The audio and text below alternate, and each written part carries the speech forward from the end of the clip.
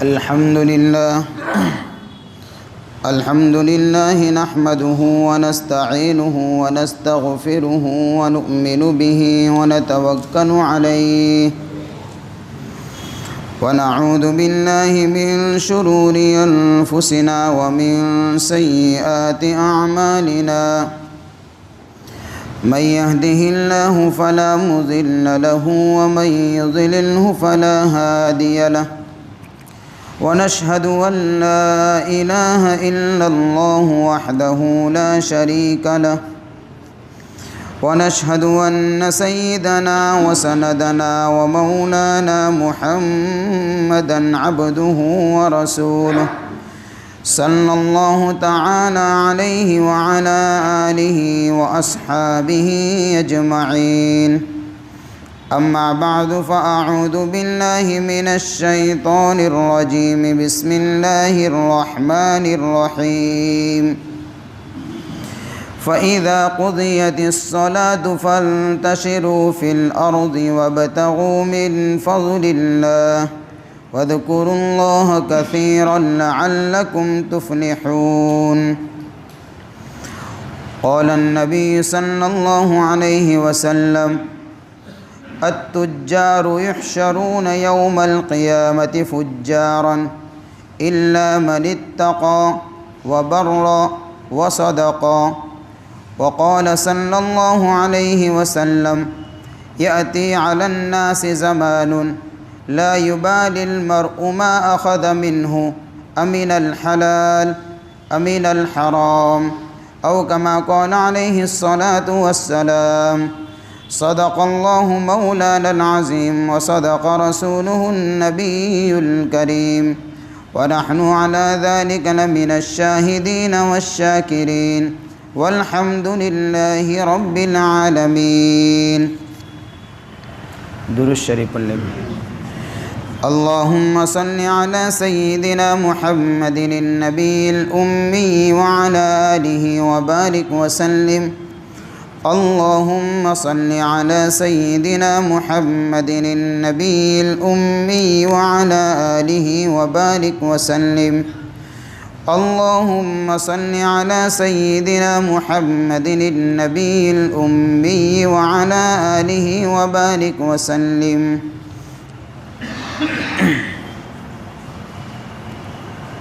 قابل قدر محترم دوست اور بزرگوں،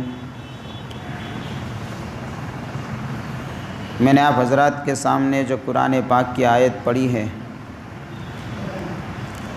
اور اللہ کے نبی صلی اللہ علیہ وسلم کے دو فرمان پڑھے، اس کا خلاصہ یہ ہے کہ آدمی اپنے رزق کے لیے اور اپنے رزق کی تلاش کے لیے جن اسباب کو اختیار کرے، وہ اسباب اور وہ راستے حلال ہونے چاہیے، حرام راستوں سے بچنا چاہیے. اس لیے کہ رزق یہ اللہ کی نعمت ہے، اور یہ گزشتہ جمعہ کو میں نے بتایا تھا کہ مال و دولت یہ انسانی زندگی کی ضروریات کے پورا ہونے کے اسباب اور وسائل میں سے ایک چیز ہے.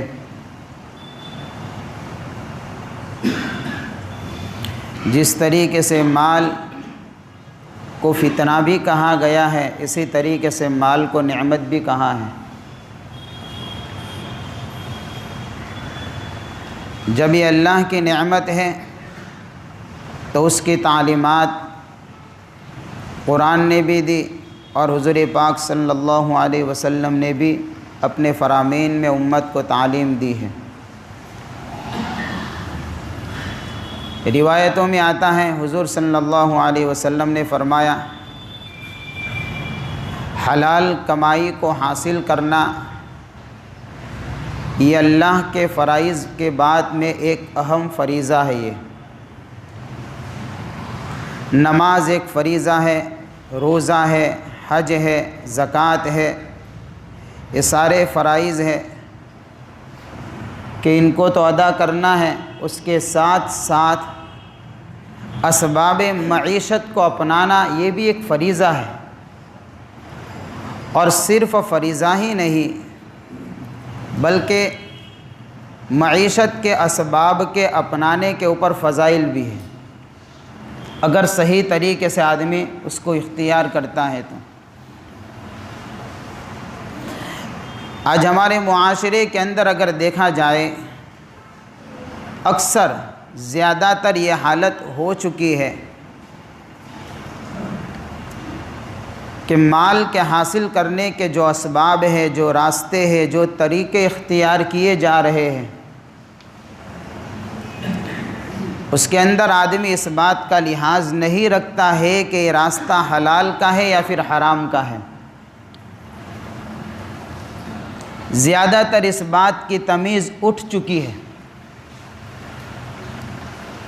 صرف آدمی مال کو دیکھتا ہے، اب اگر اس کے آنے کا راستہ حلال ہو تو بھی کیا اور حرام ہو تو بھی کیا، اس کو حاصل کرنے کی پوری کوشش کرتا ہے۔ جبکہ اتنی بڑی عبادت ہے کہ آدمی سوچ نہیں سکتا، تصور نہیں کر سکتا، بڑے بڑے فضائل اللہ کے نبی نے اس کے بارے میں بیان فرمائے۔ اس لیے یہ جو سوچ ہے کہ عبادت صرف مسجدوں میں ہوتی ہے، مدرسوں میں پڑھنے پڑھانا کا نام عبادت، اللہ کے راستے میں نکلنے کا نام عبادت، یہ اپنی جگہ پر ہے، لیکن اسی طریقے سے اسباب معیشت کو صحیح طریقے سے اختیار کرنا یہ بھی ایک عبادت ہے، یہ بھی عبادت ہے۔ اب اگر آدمی عبادت سمجھ کر کام کرے گا تو ظاہر سی بات ہے کوئی آدمی اپنی عبادت کو خراب کرنے کی کوشش نہیں کرے گا۔ آج تک ہم نے تجارت کو دنیا تو سمجھا، دین نہیں سمجھا ہے، یہی وجہ ہے کہ ہمارے تجارتوں کے اندر گڑبڑیاں ہیں، حالانکہ یہ دین ہے، بلکہ انسان کا حضور پاک صلی اللہ علیہ وسلم کے طریقوں کے مطابق کھانا پینا اٹھنا بیٹھنا، یہ کام اگر سنت کے مطابق ہو جائے تو یہ بھی عبادت ہے۔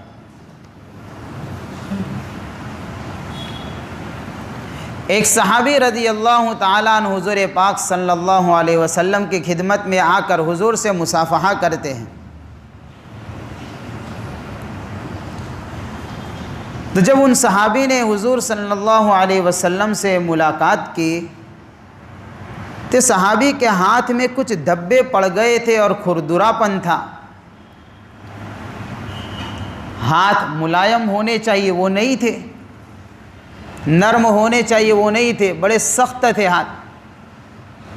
حضور صلی اللہ علیہ وسلم نے ملاقات کر کے ان صحابی سے پوچھا کہ ہاتھ کے اندر یہ دھبے، یہ کھردراپن، یہ سختی، یہ کیا چیز ہے، کیوں ہوا ایسا؟ وہ صحابی رضی اللہ تعالیٰ عنہ فرماتے ہیں یا رسول اللہ، میرا کام ہے جوتے بنانے کا،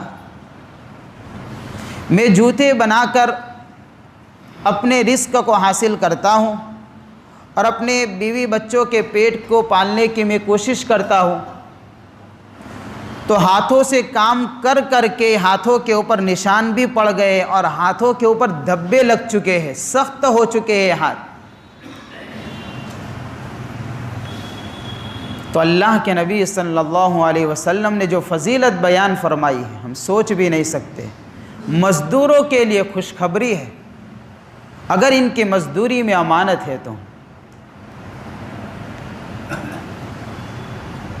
اللہ کے نبی صلی اللہ علیہ وسلم نے اس مزدور کے ہاتھ کو، یعنی اس صحابی تھے، ان کے ہاتھوں کو چوم لیا، بوسہ دے دیا، اور اللہ کے نبی نے بشارت سنا دی، ہذہ ید لا تمسہ النار، ارے تیرے ہاتھ تو وہ مبارک ہاتھ ہے کہ اللہ اس ہاتھ پر جہنم کی آگ کو حرام کرے گا۔ بشارت ہے، خود کی محنت، خود کی کمائی، مانگنا نہیں، گزشتہ بتایا تھا مانگنا ذلت ہے، دینا باعث فخر چیز ہے، اور کمانا افضل ترین عبادت ہے، افضل ترین عبادت ہے۔ یہی وجہ ہے کہ اس کے فضائل بیان ہوئے ہیں، اس کی ترغیبات ہوئی ہے۔ ہم صحابہ کی زندگیوں کو اٹھا کر دیکھیں گے، صحابہ نے تجارتیں کی ہیں۔ ایک طرف ہمارے سامنے صحابہ کے فقر کی زندگی ہے تو دوسری طرف ہمارے سامنے صحابہ کے تجارت والی زندگی بھی ہونی چاہیے۔ ایسا نہیں ہے کہ سارے کے سارے صحابہ فقر کے اندر ملوث تھے، نہیں، صحابہ تجارت کرتے تھے صحیح طریقے سے، تاکہ آنے والی انسانیت کو رہنمائی ملے۔ حضرت ابوبکر صدیق رضی اللہ تعالیٰ عنہ بہت بڑے یعنی کپڑوں کے کاروباری تھے، بہت بڑا کاروبار تھا کپڑوں کا، حتیٰ کہ حضرت ابوبکر صدیق رضی اللہ تعالیٰ عنہ کو جب خلیفہ بنایا گیا حضور پاک صلی اللہ علیہ وسلم کے دنیا سے پردہ فرمانے کے بعد، آج تو ابھی خلیفہ بنائے گئے ہیں، دوسرے دن دیکھا حضرت صدیق اکبر رضی اللہ تعالیٰ عنہ کپڑوں کی گٹھڑی اور تھان کو اٹھا کر جا رہے ہیں مارکیٹ۔ مسلمانوں کے امیر اور پوری قوم کے خلیفہ ہیں۔ حضرت عمر رضی اللہ تعالیٰ عنہ آ رہے تھے، راستے میں دیکھ لیا، ملاقات کی، پوچھا ابو بکر کیا کر رہے ہو، کہاں جا رہے ہو؟ کہ آپ نے مجھ پر اتنی بڑی ذمہ داری ڈال دی ہے پوری امت کی، اب مجھے بھی اپنی بیوی بچوں کو کھلانے پلانے کے لیے کچھ تو کرنا پڑے گا، اس لیے اپنے رزق کی تلاش میں جا رہا ہوں، یعنی میں کاروبار کے لیے نکلا ہوا ہوں۔ حضرت عمر رضی اللہ تعالیٰ عنہ نے فرمایا ابو بکر آج سے آپ کاروبار نہیں کریں گے، امت کے مسائل کو حل کریں گے۔ مسئلہ رہا آپ کے رزق کا تو بیت المال سے آپ کی تنخواہ شروع ہو جائے گی۔ اس سے پتہ چلا جو علماء، جو ائمہ، جو دین کا کام کرنے والے علماء کرام ہیں، اگر امت کے کام کے لیے وقف ہے تو اس کی ضروریات زندگی کو دیکھنا یہ قوم کی ذمہ داری ہے۔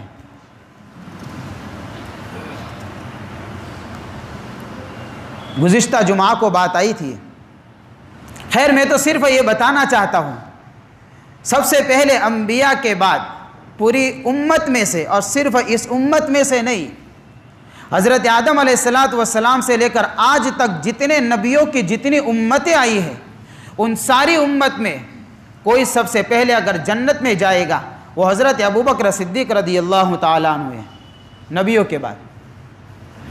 مقام اتنا بڑا ہے لیکن تجارت کرتے ہیں، کیونکہ تجارت کے ذریعے سے امت کے تک مسائل کو پہنچانا ہے۔ یہ بات سکھانی ہے کہ سچائی والی تجارت کیا ہے۔ حضرت عمر فاروق رضی اللہ تعالیٰ عنہ بھی تاجر تھے، امیر المؤمنین ہیں، اور حضرت عثمان غنی رضی اللہ تعالیٰ عنہ کے بارے میں تو سبھی لوگ جانتے ہیں، ان کو غنی ہی کہا جاتا ہے۔ غنی کا معنی ہی مالدار ہوتا ہے۔ امپورٹ ایکسپورٹ کا کاروبار تھا، دوسرے ممالک سے مال یہاں آتا تھا اور ان کا مال دوسرے ممالک میں جاتا تھا، لیکن کہیں بھی نظر نہیں آئے گا کہ اتنے بڑے امپورٹ ایکسپورٹ کاروبار کے اندر کہیں دھوکہ ہے، کہیں جھوٹ ہے، کہیں ملاوٹ ہے، کہیں بھی نظر نہیں، اور بڑے تاجروں میں شمار ہوتے تھے۔ تاجر بھی ہے۔ حضور پاک صلی اللہ علیہ وسلم کی یکے بعد دیگرے دو بیٹیوں کا نکاح حضرت عثمان سے ہوا ہے، اور اللہ کے نبی صلی اللہ علیہ وسلم نے دنیا میں رہتے ہوئے اپنی زبان مبارک سے بشارت سنائی ہے کہ عثمان تو جنتی ہے۔ تاجر بھی ہے، ساتھ میں داعی بھی ہے، دیندار بھی ہے، پرہیزگار ہے، اور صحابی ہے۔ پھر تو صحابہ کی دینداری، صحابہ کی پرہیزگاری، صحابہ کی عبادتیں اور ان کی تجارتیں کہ کوئی سوچ بھی نہیں سکتا ہے۔ حضرت عبد الرحمن بن عوف رضی اللہ تعالیٰ عنہ بڑے جلیل القدر صحابہ میں ہیں، مکہ سے ہجرت کر کے مدینہ آئے ہیں، اور اللہ کے نبی صلی اللہ علیہ وسلم نے جو مہاجرین مکہ سے ہجرت کر کے مدینہ آئے تھے، ان کا بھائی چارہ آپس میں قائم کیا تھا انصار کے ساتھ میں۔ یہ مہاجر صحابی فلاں انصار صحابی کے بھائی، یعنی آپس میں ایک دوسرے کی ضروریات کا خیال رکھیں گے، بھائیوں کی طرح رہیں گے۔ فلاں مہاجر فلاں انصاری کے بھائی، یہ مہاجر یہ انصاری کے بھائی، اس کو کہیں گے بھائی چارہ۔ تو حضرت عبد الرحمن بن عوف رضی اللہ تعالیٰ عنہ جب ہجرت کر کے مکہ سے مدینہ منورہ آئے تو حضرت عبد الرحمن کا بھائی جن کو بنایا تھا وہ صحابی تھے سعد بن ربیع رضی اللہ تعالیٰ عنہ۔ ان دونوں کے آپس میں اللہ کے نبی نے بھائی چارہ قائم کیا تھا،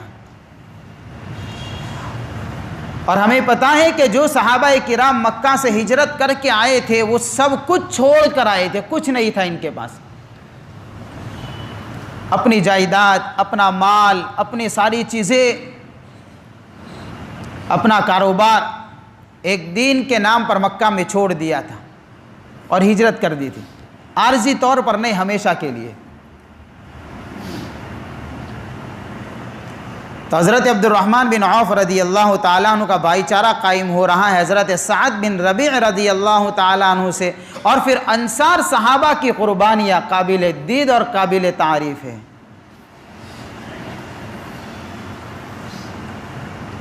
عجیب و غریب جذبہ تھا۔ حضرت سعد بن ربیع رضی اللہ تعالیٰ عنہ حضرت عبد الرحمن بن عوف کو بٹھا کر یہ کہتے ہیں کہ اللہ کے نبی نے آپ کو میرا بھائی بنایا ہے، میرے پاس بڑی پراپرٹی ہے، زمینیں ہیں، کاروبار ہے، 2 بیویاں بھی ہیں، آپ میرے بھائی ہیں، میری پراپرٹی کا 50% حصہ آپ کا، آپ پسند کریں وہ چیز آپ کی ہو جائے گی، اور آپ کو مالک بنا دیا جائے گا، آپ کو کاروبار کے اندر آدھا آپ کے حصے میں دے دیا جائے گا، آپ مالک اپنے کاروبار کے، عارضی طور پر نہیں، ہمیشہ کے لیے۔ میری 2 بیویاں ہیں، آپ کو ان 2 بیویوں میں سے جو پسند ہو آپ کہیے، میں اس کو طلاق دوں گا، عدت گزارے گی، آپ اس سے نکاح کر لیجئے۔ صحابہ کے جذبات بڑے عجیب و غریب تھے،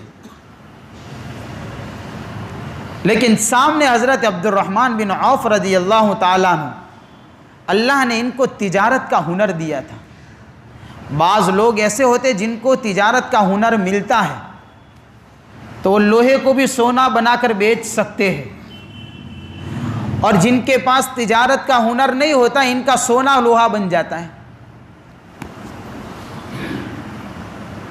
بھائی ہم نے بار بار سنا ہے کہ اس آدمی کی قسمت بڑی اچھی ہے کہ جس پر ہاتھ رکھتا ہے مٹی بھی سونا بن جاتی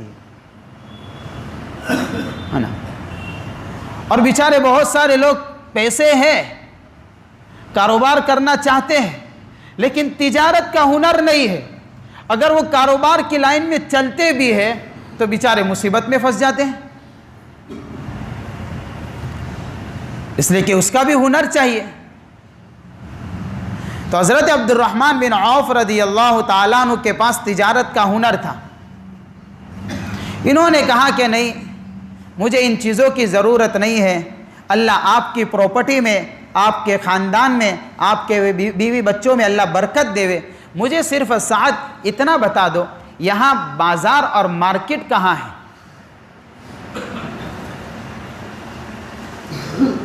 سعد بن ربیع رضی اللہ تعالیٰ عنہ ان کو بتا دیتے ہیں، ایک برتن کے اندر گھی لے کر جاتے ہیں اور پنیر لے کر جاتے ہیں۔ یہ حضرت عبد الرحمن بن عوف رضی اللہ تعالیٰ عنہ کی موڑی تھی۔ ظاہر سی بات ہے، چھوٹے سے برتن کے اندر ایک میں گھی تھا، ایک میں پنیر تھا، لیکن اللہ نے سچائی والی تجارت، امانت داری والی تجارت، دھوکے سے خالی تجارت، ناپ تول کی کمی سے پاک شفاف تجارت اللہ نے برکت دی، اور ایسی برکت دی ہے اور اتنے بڑے یعنی تاجر بن گئے اور کئی یعنی کہ پراپرٹی کے مالک بن گئے، ان کی تجارت کو ترقی ہوئی۔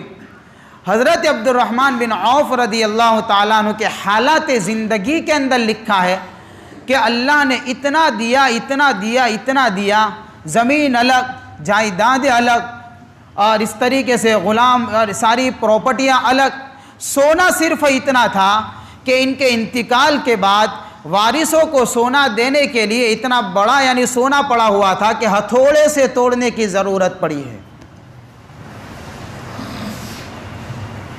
یہ حال تھا صحابہ کی تجارت کا۔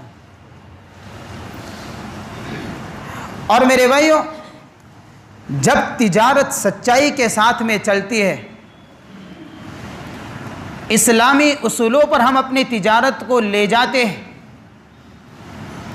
تاجر اپنی تجارت، کاشتکار اپنی کاشتکاری کو، مزدور اپنی مزدوری کو، ملازم اپنے ملازمت کو، جس طریقے سے بھی وہ ذریعہ معاش کو تلاش کرتا ہے، حاصل کرتا ہے، کوشش کرتا ہے، اپنے اس ذریعہ معاش کو اگر اسلامی اصولوں کے مطابق کام کرتا ہے، اللہ اس کے معاش کے اندر برکتیں بھی نازل فرماتا ہے، رحمتیں بھی نازل فرماتا ہے۔ ہاں، سچ تجارت کا یہ اصول ہے۔ اور صرف اتنا نہیں، ملک کے حالات بڑے نازک چلتے ہیں میرے بھائیوں۔ اب وہ وقت آ چکا ہے کہ ہم اپنے اخلاق سے، اپنے کیریکٹر سے، اپنی زندگی کے ہر عمل سے برادران وطن تک، ہمارے ہندو بھائیوں تک اسلامی تعلیمات کو پہنچانے کا سبب اور ذریعہ بنے۔ ان حالات کے آنے کی سب سے بڑی وجہ یہ ہے کہ ہم نے دعوت کے فریضے کو چھوڑ دیا ہے۔ آج تک ہم نے اپنے برادران وطن کو نہیں بتایا ہے کہ ہمارا اسلام کیا تعلیم دیتا ہے، قرآن نے کیا بتایا ہے۔ ہم نے ان کو اسلامی تعارف اور پہچان نہیں کروائی ہے۔ آج وقت ہے اور بہت ہی بہترین موقع ہے، اگر تجار لوگ اپنی تجارت کے رخ کو صحیح کر دے تو اسلامی تعلیمات عام ہو سکتی ہے۔ دنیا کے اندر کئی ممالک ایسے ہیں کہ ان ملکوں کے اندر جو اسلام پھیلا ہے وہ تجارت کے راستے سے پھیلا ہے، اور تجارت کا راستہ وہی اخلاقی راستہ ہے، صاف شفاف معاملات کا راستہ ہے، یہ اسلامی تعلیمات کا راستہ ہے۔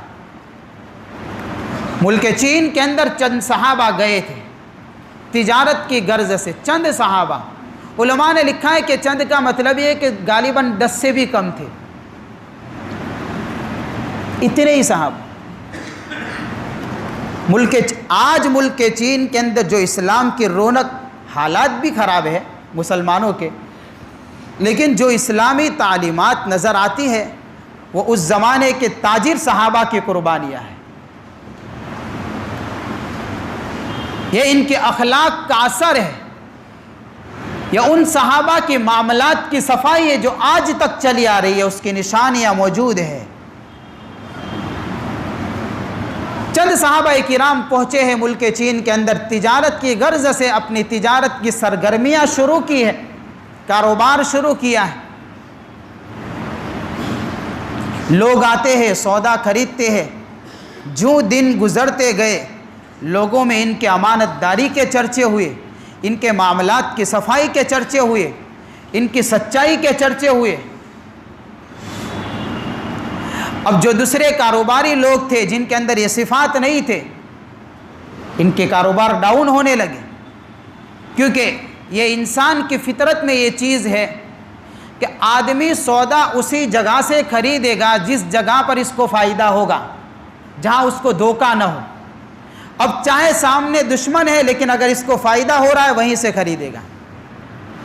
اپنے سے فائدہ نہیں ہوتا وہاں سے نہیں خریدے گا، وہاں سے نہیں خریدے گا، کیونکہ اس کو پتا ہے کہ ہے میرا دوست لیکن میرے لیے فائدہ نہیں کرتا ہے، بھروسہ نہیں ہے اس پر، یہ مجھے بھی دھوکہ دے سکتا ہے، نہیں خریدے گا۔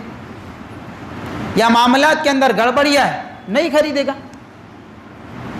سامنے والا اگر کوئی غیر ہے لیکن اگر اس کے معاملات کی صفائی ہے، وہ صحیح طریقے سے اپنا کاروبار کرتا ہے، تو ایسا بھی ہے کہ مسلمان تاجر کو چھوڑ کر غیر مسلم تاجر سے اپنا سودا خریدتا ہے۔ اور آج تو ہم خود اپنی زبان سے بول رہے ہیں اس بات کو کہ ہمارے مسلمان تاجر کے تجارت کے حالات خراب ہو چکے، ہم خود بولتے ہیں، یعنی ہم بولتے ہیں، یہ کیا بول رہے ہیں؟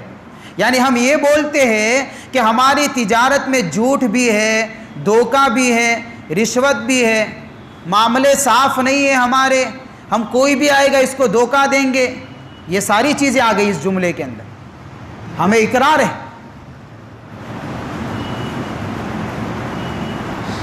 مجھے کئی ہمارے ساتھیوں نے بتایا ہے، کئی ساتھیوں نے مجھے یہ جملہ کہا ہے، اس لیے میں کہہ رہا ہوں، یہ خود ہمارے ساتھی بتا رہے ہیں۔ تو خیر، صحابہ کی تجارت کو جب لوگوں نے دیکھا تو سودا ان سے خریدنا شروع کیا۔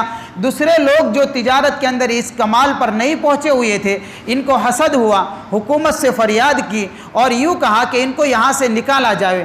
اب دیکھیے صحابہ کی امانت داری والی تجارت، حکومت نے کہا اس زمانے میں کہ ان کو نکال دیا جائے۔ پورا چین چاہے مسلمان نہیں تھا لیکن مسلمان اور صحابہ تاجروں کے ساتھ میں کھڑا ہو گیا کہ ان کو تو یہاں سے نہیں جانا ہے۔ یہ کیا تھا؟ ہاں، یہ اسلامی تعلیمات تھی جو پھیلا رہے تھے، اپنی تجارت کے ذریعے سے دعوت عام کر رہے تھے، اسلام کا تعارف کروا رہے تھے۔ افریقہ کے اندر اسلام پھیلا تجارت کے راستے سے، برما میں اسلام پھیلا تجارت کے راستے سے، ملک ہندوستان کے اندر بھی عرب تاجر آئے اور اللہ نے وہاں سے اسلام کے شعاعوں کو پھیلایا ہے۔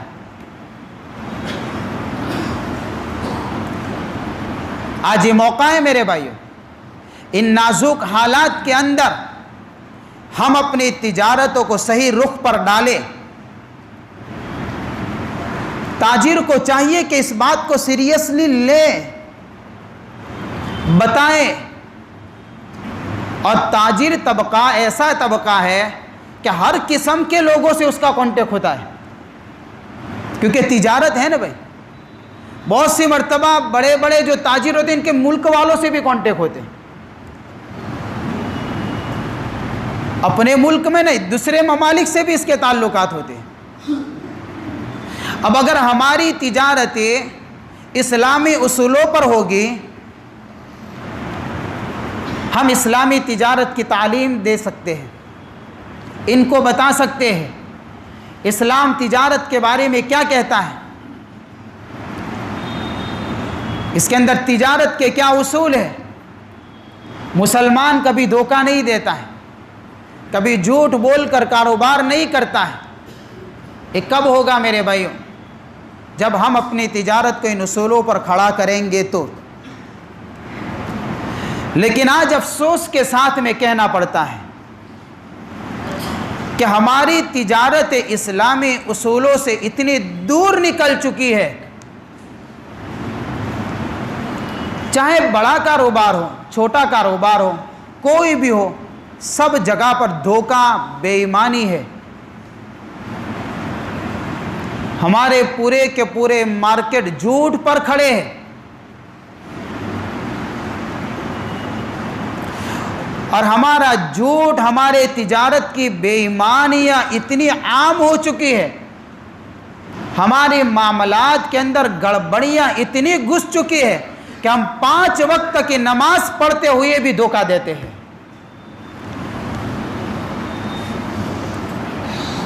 تجارت کی راہیں ہماری صحیح نہیں ہے۔ 5 وقت کا نمازی ہے کہ لیکن معاملات اتنے گڑبڑ ہے، لوگوں کے پیسے ہڑپ کر کے بیٹھا ہوا ہے۔ اب اس کے ذریعے سے غیر مسلم بھائیوں تک اسلامی تعلیمات تو کیا پہنچے گی، ہماری تجارت کے ذریعے سے ہماری برادری کے اندر نفرتیں پیدا ہوتی ہیں۔ یہ ہمارا جرم ہے۔ اللہ کے نبی صلی اللہ علیہ وسلم نے فرمایا التجار یحشرون یوم القیامت فجارا، قیامت کے دن تاجروں کو فاجر اور فاسق بنا کر اٹھائیں گے اللہ، مگر الا من اتقى وبر وصدق، مگر وہ تاجر ہاں کہ جس نے اپنی زندگی میں تقوی اختیار کیا ہو، گراہکوں کے ساتھ میں، لوگوں کے ساتھ میں، معاملات کے سلسلے میں اچھا سلوک کیا ہو، اپنی تجارت کو سچائی کے ساتھ میں چلایا ہو، اس کو نہیں۔ باقی جس نے اپنی تجارت کو ان صفات سے ہٹایا ہوگا، اللہ کے نبی نے فرمایا وہ تاجر چاہے جتنا بھی بڑا ہوگا، کل قیامت میں فاسق اور فاجر بن کر اٹھے گا۔ اور جو تاجر سچا اور امانت دار ہوگا، التاجر الصدوق الامین مع النبیین والصدیقین والشہداء، یہ سچے تاجروں کی فضیلت ہے۔ انبیاء کے ساتھ میں اٹھیں گے ایسے تاجر، شہداء کے ساتھ میں اٹھیں گے، اولیاء اللہ کے ساتھ میں کھڑے اور ان کے صفوں میں نظر آئیں گے۔ اس لیے اپنی تجارتوں کو اسلامی اصول پر بنائے، سچائی پیدا کرے تجارت میں، ہاں سچ بولے، جھوٹ بول کر، جھوٹی قسمیں کھا کر، بیکار مال کی تعریف کر کے اپنے مال کو نہ بیچے۔ 50 روپیوں کا مال ہوتا ہے، آدمی 200 روپیوں کی تعریف کرتا ہے۔ اصلی نہیں ہوتا، ڈپلیکیٹ ہوتا ہے، اس کو اصلی کہہ کر بیچتا ہے۔ گراہک آیا ہے، اس کو تو پتہ نہیں ہے اوریجنل کی نشانی کیا ہے، ڈپلیکیٹ کی نشانی کیا ہے، اب بیچارے کو بیچ دیا اصلی کہہ کر۔ بعد میں جاتا ہے، پتہ چلتا ہے کسی کے کہ بھئی اس نے تو میرے ساتھ میں دھوکہ کیا ہے، اور ہم ایک کہ خوش ہو جاتے کہ میں بڑا ماہر تاجر ہوں کہ دھوکہ دے دیا، پروفٹ کما لیا۔ ارے وقتی طور پر تو ہمیں مال کی کثرت نظر آئے گی، لیکن ایسے دھوکے دے دے کر کسی غریب کی بددعا لگے گی تو اس تجارت کے اندر سے برکتیں اٹھ جائے گی۔ یہ نہ کرے، عیب کو چھپائے نہیں، مال کے عیب کو بھی ہم چھپا دیتے ہیں۔ کوئی خامی ہے، کوئی کمی ہے، کوئی کمزوری ہے مال کے اندر، اس کو کہہ کے بیچنا چاہیے، لیکن بتاتا نہیں کوئی۔ اللہ کے نبی صلی اللہ علیہ وسلم ایک مرتبہ بازار تشریف لے گئے، ایک آدمی کو دیکھا، غالباً وہ بھی صحابی ہی تھے، گلے کا ڈھیر پڑا ہوا ہے۔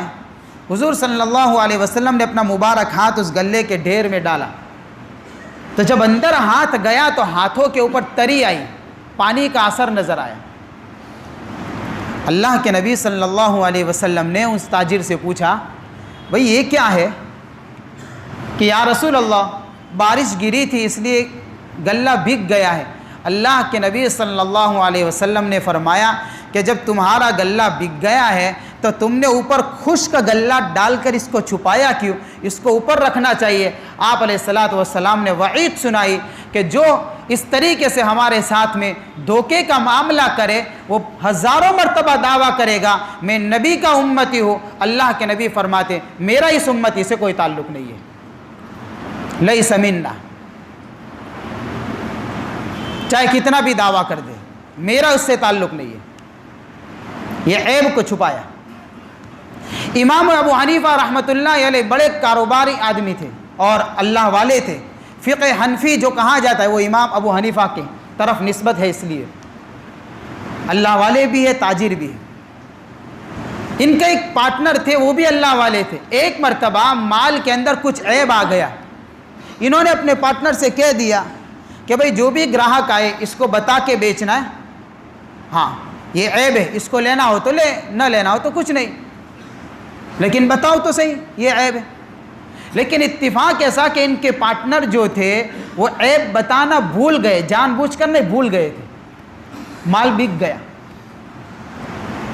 امام صاحب کے پاس پورا مال بک گیا، پیسے لے کر پہنچے، امام ابو حنیفہ رحمۃ اللہ علیہ سے یعنی امام صاحب نے پوچھا اپنے پارٹنر سے کہ بھئی تم نے مال تو بیچ دیا، میں نے تم کو کہا تھا کہ بھئی اس کا جو عیب ہے وہ بتا دینا، تم نے بتایا تھا گراہکوں کو کہ میں تو بھول گیا ہوں،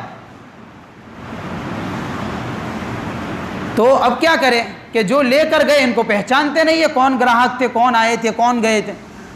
امام صاحب نے کہا اس مال سے جتنے روپیے کمائیں سب صدقہ کر دو، سارے پیسے صدقے کر دیے، خالی ایک عیب بتانے کے نہ بتانے کے اوپر خالی ہم تو سود بھی کھا جاتے ہیں میرے بھائی، افسوس ہے، اور یہاں تو اتنی کمی آئی صدقہ کر دیا۔ امانت میں خیانت نہ کرے، دو حصے دار ہے، دو پارٹنر ہے، دونوں امانت داری سے کام کرے۔ عام طور پر ہوتا یہ ہے دوسرے پارٹنر کو پتہ نہیں ہے اور ایک خیانت کر رہا ہے اندر، یا پھر گراہک کے ساتھ میں جو مال بتایا ہے وہ بیکا نہیں جاتا، دوسرا بیچا جا رہا ہے، دکھاتا کچھ اور ہے بیچتا کچھ اور ہے، یہ امانت میں خیانت ہے۔ ان اللہ لا يحب الخائنین، اللہ تعالیٰ فرماتے ہیں قرآن پاک میں کہ خیانت کرنے والوں کو اللہ پسند نہیں کرتے ہیں، اور بلکہ روایتوں میں تو حضور پاک صلی اللہ علیہ وسلم نے یہ فرما دیا کہ جو امانت میں خیانت کرے گا اس کے اندر نفاق کی 3 علامتوں میں سے ایک علامت ہے۔ وَإِذَا اؤْتُمِنَ خَانَ، یہ منافق ہوتا ہے کہ مال میں خیانت کیا کرتا ہے، امانت میں خیانت نہ کرے۔ اسی طریقے سے میرے بھائیوں ناپ تول میں کمی نہ کرے، سب سے بڑا مسئلہ، سب سے بڑا مسئلہ۔ مجھے ایک مرتبہ ہمارے ساتھیوں نے بتایا کہ مولانا مچھلی کے وزن کے کرنے کے یعنی اس کے کانٹے کے مستقل الگ سے تنخواہ دی جاتی ہے۔ میں نے پوچھا ایسا کیوں؟ اس لیے کہ جو وزن کرنے والا ہوتا ہے وہ 5 کلو مال کو 10 کلو بتا سکتا ہے، 5 کلو مال کو 6 کلو بتا سکتا ہے، 7 کلو بتائے گا، اس کی پریکٹس ہوتی ہے، اس کے پیسے لیتے ہیں لوگ، اور یہ ہو رہا ہے۔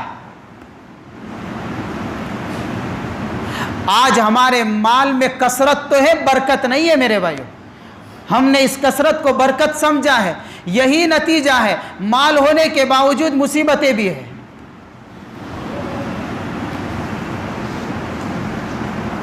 بعض ساتھی، یہ مجھے ساتھی جو رپورٹ سنا رہے وہ کیا، بعض ساتھی یہاں تک کہتے ہیں کہ ایسے کام کرنے کے اندر دیندار طبقہ بھی ملوث ہے، یعنی تجارت کے ایسے حال ہو چکے ہیں، ناپ تول میں کمی، دھوکہ دہی۔ اللہ والوں نے بڑی عجیب بات لکھی ہے، لوگوں کے اندر دین عبادت کے راستے سے آئے گا لیکن معاملات اتنے گڑبڑ ہوں گے، عبادت کے راستے سے دین آیا، معاملات کے راستے سے نکل جائے گا، مسئلہ ہی ختم۔ یا نماز پڑھ کے دل کے اندر اللہ نے نماز کا نور اتارا، وہاں مارکیٹ میں جا کر دھوکہ دیا، ناپ تول میں کمی کی، یہ نماز کا نور نکل جائے گا۔ تو رب کے دربار میں تو آئے تھے کچھ لینے کے لیے، لیکن خالی آئے تھے، خالی ہی لوٹ گئے۔ اللہ فرماتے قرآن پاک کے اندر وَيْلٌ لِّلْمُطَفِّفِينَ الَّذِينَ إِذَا اكْتَالُوا عَلَى النَّاسِ يَسْتَوْفُونَ وَإِذَا كَالُوهُمْ أَوْ وَزَنُوهُمْ يُخْسِرُونَ أَلَا يَظُنُّ أُولَٰئِكَ أَنَّهُمْ مَبْعُوثُونَ۔ بربادی ہے، ہلاکتی ہے، تباہی ہے ناپ تول میں کمی کرنے والوں کے لیے۔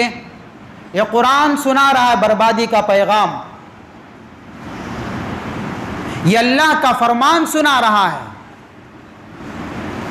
کہ جو اس طریقے سے اپنے کاروبار کو کر رہے ہیں، ناپ تول میں کمی کرتے ہیں، قرآن کہتا ہے کہ ابھی نہیں تو بعد میں بھی کبھی بھی بربادی ان کے حق میں لکھی جا چکی ہے۔ اور قرآن کا پیغام 100% صحیح ہے۔ ویل للمطففین، کیا کرتے ہیں وہ لوگ؟ الذین اذا اکتالوا علی الناس یستوفون، جب لوگوں سے لینے کی باری آتی ہے پورا لے کر چھوڑتے ہیں۔ وَإِذَا كَالُوهُمْ أَوْ وَزَنُوهُمْ يُخْسِرُونَ، اور جب دینے کی باری آتی ہے تو پھر کمی کر کے دیتے ہیں۔